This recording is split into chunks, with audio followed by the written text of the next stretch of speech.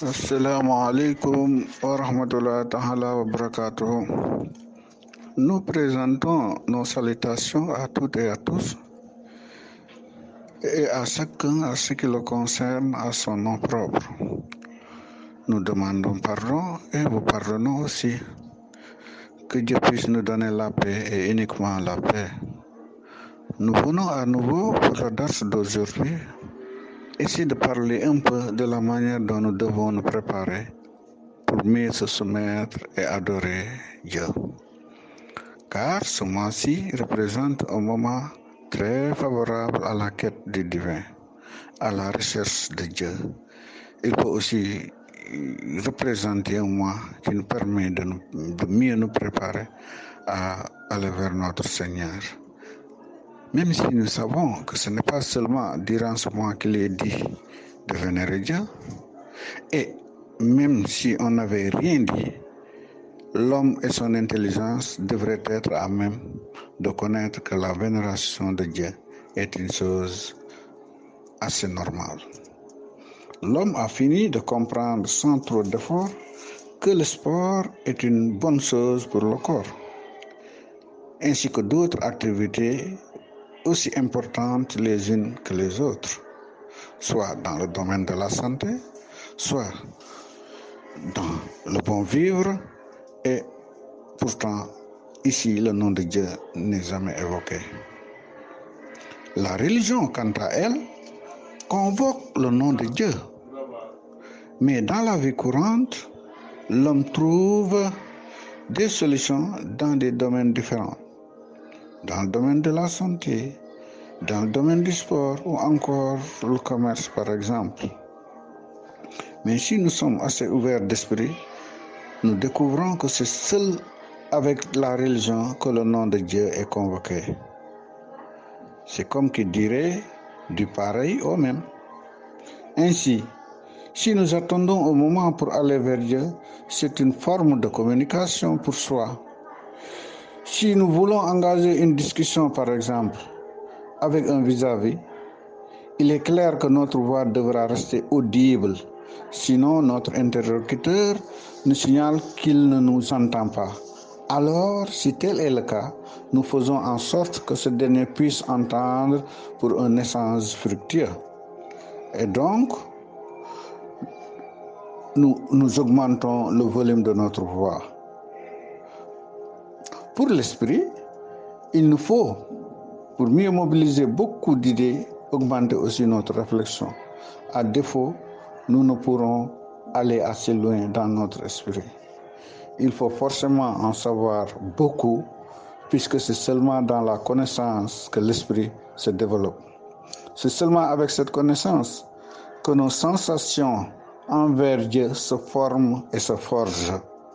Ainsi, nous commençons à voir la vision du cœur, avec justement l'œil du cœur. Donc l'homme doit nécessairement connaître pourquoi cherche-t-il à aller vers Dieu, le Seigneur. Comme nous l'avons dit dès l'entame de nos propos, nous travaillons certes dans la vie. Alors, pourquoi travaille-t-on? Comme réponse, nous pouvons dire que nous travaillons pour avoir une autonomie financière, par exemple, ou obtenir de la part des autres du respect, ou encore se libérer de toute dépendance de la part de toute dépendance. Il est donc clair que le travail nous épargne de certaines débauches. On ne tend plus la main, on ne va plus pratiquer certaines bassesses liées à la pauvreté. Bref, le travail ici nous permet de préserver notre dignité. Il devient dès lors une nécessité. De la même manière dont on a besoin du travail, on a aussi besoin de la présence de Dieu. Nous devons aussi travailler notre esprit et notre âme afin de mieux préserver notre fort intérieur, la quiété, la paix dont nous faisons allusion avec le travail du corps est encore plus significative avec l'esprit.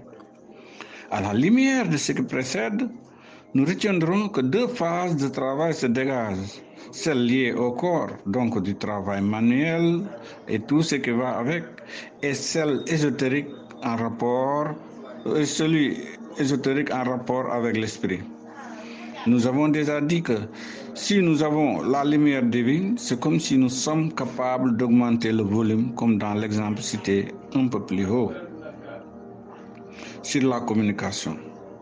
Si aujourd'hui nous voulons communiquer avec quelqu'un qui est loin de nous, qui se trouve peut-être dans un autre continent, nous faisons en sorte que notre voix soit audible.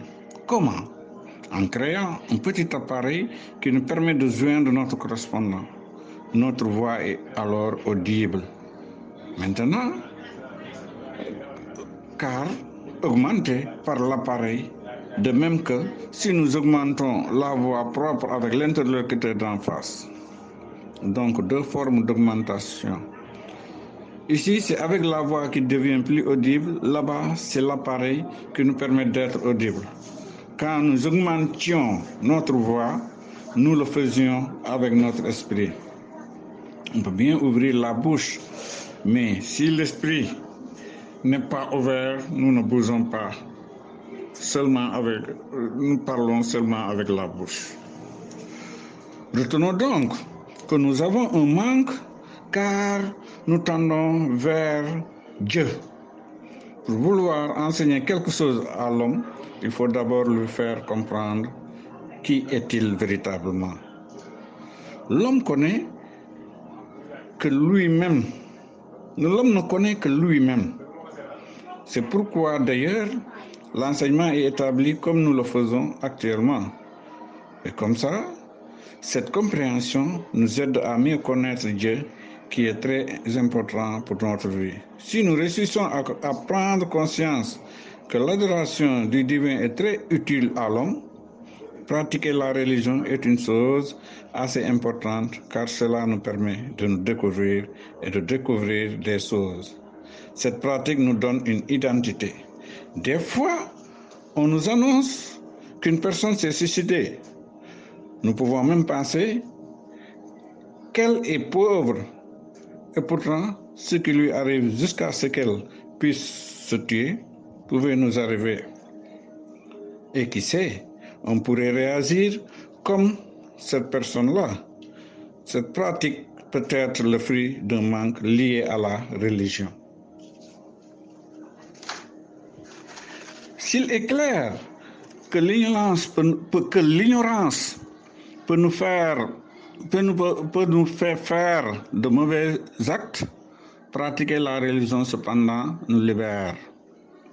La quête de Dieu, Allah subhanahu wa ta'ala, nous donne du bien, lequel bien doit être compris à juste titre. L'homme, quant à lui, est créé avec différentes parties et chaque partie possède des organes. Et le maintien de ces organes ne dépend que de Dieu. Avant même la science, la présence et la manifestation de Dieu étaient déjà visibles, car la création de l'homme suit une logique selon laquelle l'association et la coordination des organes étaient déjà visibles. Pourtant, l'homme n'était pas créé quand le ciel l'était. Quand Dieu créait la terre également, il n'était pas créé.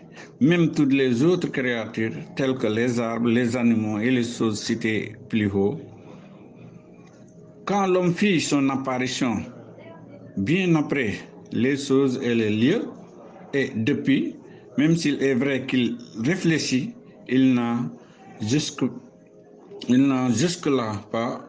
présent pas créé quelque chose qui sort de cet environnement-là. Cela veut clairement dire que tout a été préparé avant l'arrivée de l'homme sur terre. C'est cela d'ailleurs qui peut nous faire comprendre que tout a été en place pour accueillir l'homme sur terre. Posons-nous maintenant certaines questions telles que pourquoi lui arrive-t-il à l'homme, bien sûr, de vivre de moments suicidaires? Pourquoi éprouve-t-il des difficultés qui l'empêchent de dormir, suffisant pour que ce même homme a un vide à combler dans sa vie? Mieux, ce vide se trouve dans nos cœurs, C'est pourquoi la recherche de l'être suprême, Dieu bien sûr, demeure une impérative. Dans le Zahir, nous avions déjà dit que le vide selon lequel si tu ne travailles pas, tu ne pourras pas s'en sortir.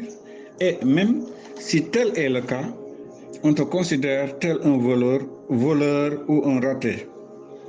Si nous regardons bien ce manque dans le Zahir, transposé dans le batin, l'ésotérique, c'est pareil. Tout homme a maintenant quelque chose qui l'empêche de réaliser un rêve, car cette chose nous manque. Tu n'as pas de travail, tu n'as pas d'argent, bref, tu n'as rien. Dans ce cas de figure, tu pourras pas vivre. Parce que justement, personne ne peut vivre la vie d'autrui. Rester à une heure tardive de la nuit, penser à satisfaire un besoin et réussir à le faire sans gêne, celui qui ne travaille pas ne peut pas le faire. Se promener quelque part ou se balader dans les rues et penser à retirer une somme d'argent à la banque, quelqu'un qui ne travaille pas ne peut le faire. Donc, cette réalisation d'un besoin quelconque, le travail peut le satisfaire. Mais il y a encore un vide plus profond dont nous ignorons la provenance. Ce vide-là ne peut être comblé par l'argent. Nous vivons aujourd'hui avec des personnes immensément riches, des milliardaires par exemple, qui ont tout ce que nous pouvons imaginer, épouses, luxe, voitures, maisons et j'en passe. Et pourtant, il n'est pas rare de voir de telles personnes se suicider. Pourquoi? Nous voulons enseigner par là que le besoin qui pousse l'individu à chercher le travail pour rester digne, c'est de la même manière qu'il faut rechercher et vénérer Dieu. Même dans une certaine mesure, des hommes quittent leur pays d'origine pour braver les mers en allant même jusqu'à utiliser le terme Barça, comme Barcelone, ou Barsaq, la mort. Cela prouve nettement que ce que nous devons faire réellement est de rechercher Dieu. Donc, ce mois est une pénitence, une aubaine. Ce mois où il est vraiment facile d'aller vers le Créateur. Durant ce mois, on enseigne la faim, la soif, les épreuves, ainsi de suite. La fin du Ramadan est vraiment une pureté. Même si nous avons une réserve dans nos frigos, nous restons sans jamais y toucher pour réussir une journée de jeûne. Tu n'essaies jamais de braver les interdits donnés par quelqu'un qu'on ne peut voir. C'est vraiment un exploit. Nous débutons tôt le matin et terminons tard vers le crépuscule. Travaillons donc aujourd'hui et poursuivons pour une prochaine fois. Nous retiendrons que enseigner la voie de Dieu, c'est donner des importances liées à la réussite de cette opération fatidique. L'homme est doté d'une puissance qui lui permet de refuser ou d'accepter une chose. Il a aussi la capacité de dire non s'il le veut, ou oui quand cela lui plaît. Les différents mots tels que j'aime, je n'aime pas, j'en veux, je décline, c'est bon, c'est mauvais, tout existe chez l'homme. Étudier tout cela nous permet de dire que c'est seul Dieu qui est grand. Car s'il n'avait pas donné à l'homme le terme non, par exemple, il ne sera pas à mesure de le dire. Il n'avait pas donné le oui, l'homme répondrait partout par non. Au même moment, il existe d'autres mots encore plus laids qu'on ne peut utiliser ici, qu'on n'utilise que dans les moments de dispute. Tous les pays, nous le reconnaissons, ont des armées, mais ils cachent ces armées derrière. C'est pourquoi d'ailleurs certains propos sont passibles de poursuites judiciaires. Tout cela doit être une source de méditation pour nous, pour tout homme. Assalamu alaikum wa rahmatullahi wa barakatuh.